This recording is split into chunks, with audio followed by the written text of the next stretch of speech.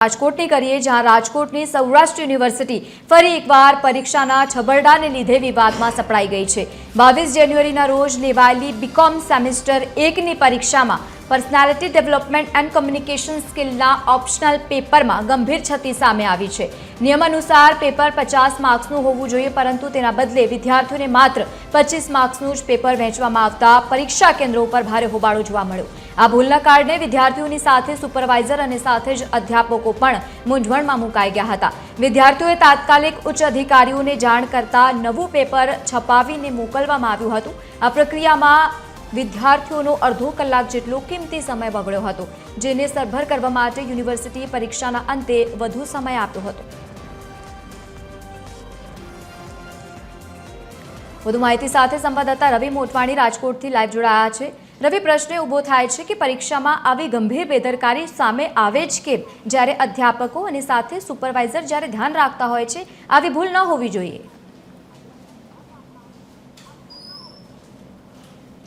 જી lovely, જરૂરથી જણાવી દઉં, સૌરાષ્ટ્ર યુનિવર્સિટી દ્વારા ગઈકાલે બીકોમ 1 સેમેસ્ટરનું જે પેપર હતું તેમાં માર્કમાં જે 25ને બદલે 50 માર્કનું હતું, જે મામલે યુનિવર્સિટીના જોડાયા છે તેમની સમગ્ર હકીકત જાણવાનો પ્રયાસ કર્યો। ખરેખર મુશ્કેલ પડી નહીં, આ પર કઈ રીતના વધારે માર્ક ત્યારે જે માર્કનું પેપર થયું ત્યારબાદ નિરાકરણ લેવાનું તે નિલેશભાઈ સોની પાસેથી જ આપણે જાણવાનો પ્રયાસ કરીશું। ટીવીમાં આપનું સાહેબ છે, જે રીતના પેપર વધારે ગયું, શું આ સમગ્ર હકીકત છે? હું સમગ્ર ઘટનાની જો વાત કરું તો 16/1/2025 સૌરાષ્ટ્ર બીકોમ સેમેસ્ટર 1ની પરીક્ષા, એક્સટર્નલ પરીક્ષા 50 માર્કની શરૂ થઈ। એમાં કુલ 6 કે 7 વિષય આવે છે। એમાં એક વિષય છે SEC એટલે સ્કિલ એન્હાન્સમેન્ટ કોર્સ, કે જે 25 માર્કનું હોય છે। એની પરીક્ષા આજે 22 એટલે ગઈકાલે 22/1/2025ના રોજ સવારે 10 વાગે હતી।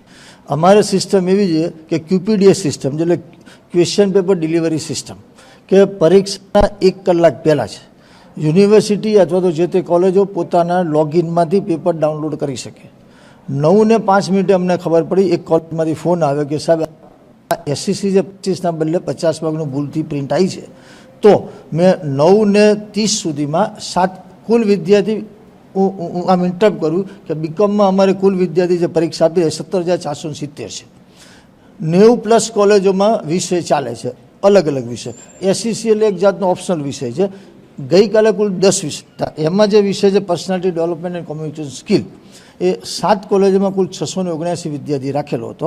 એ 679 વિદ્યાર્થીઓને 9:30 એટલે કે પરીક્ષાના 10 વાગે પરીક્ષા શરૂ થાય સમય પહેલાં જ જે તે કોલેજો નવું પેપર ડાઉનલોડ કરવા માટે કહી દીધું। એ લોકોએ નવું પેપર ડાઉનલોડ બી કરી દીધું। એક પણ વિદ્યાર્થીને 50 માર્કનું પેપર આપ્યું નથી કોલેજે, એટલે કે 25 માર્કનું જ વિદ્યાર્થી પાસે પેપર ગયેલું છે। ભૂલ કોની કહી શકાય? ભૂલ કદાચ અધ્યાપક, અમે એનો ખુલાસો પૂછીશું, બરાબર છે ને? જો શક્ય છે ત્યાં સુધી એનામાં આમ સખતમાં સખત કાર્યવાહી કરીશું અથવા ડિબેટ બી કરી શકીશું એને।